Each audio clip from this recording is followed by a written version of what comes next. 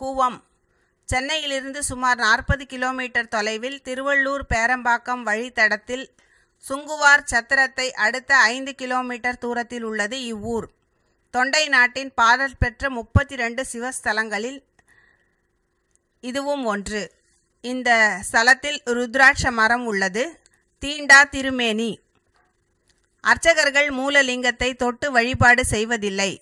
அதனால் தீண்டா திருமேனி என பெயர் பெற்றார். முன் ஜென்மங்களில் செய்த பாவம் இத்தலத்தில் சிவனை தரிசித்தால் தீரும்.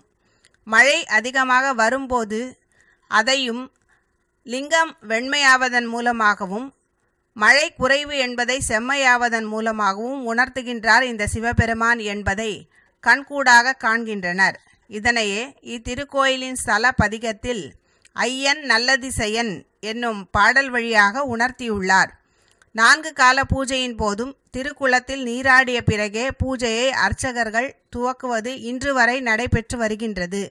அபிஷேக நீர் 2 கிலோமீட்டர் தொலைவிலிருந்தே கொண்டு வரப்படுகின்றது. 1300 ஆண்டுகளுக்கு முன் செங்கல்லினால் கட்டப்பட்ட கோயிலாகவும் 1000 ஆண்டுகளுக்கு முன் கருங்கற்களால் கட்டப்பட்ட கோயிலாகவும் விளங்கியுள்ளது.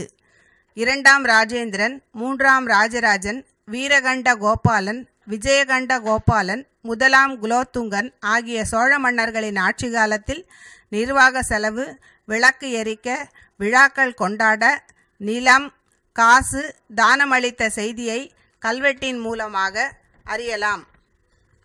அச்சிறுத்த விநாயகர் இத்திருக்கோயிலில் உள்ளார். திரிபுராந்தகன் என்ற அரக்கனை அழிக்க தேரில் சென்றபோது சிவனின் உடனிருந்த தேவர்கள் விநாயகரை வணங்க மறுத்ததால் தேரின் அச்சினை விநாயகர் உடைத்தார். தேர் நிலை கொள்ளாத இடம் அந்த குளம் அச்சிறுத்த கேணி என வழங்கப்படுகின்றது. இக்குளத்தில் தவளைகள் வசிப்பதில்லை, நீர் வற்றியதும் இல்லை. கூவத்திலிருந்து திருப்பாச்சூர் செல்லும் வழியில் சத்தரை கிராமத்தில் புதுமாவிலங்கை என்னுமிடத்தில் ஸ்ரீ கங்காதீஸ்வரர் ஆலயம் அமைந்துள்ளது.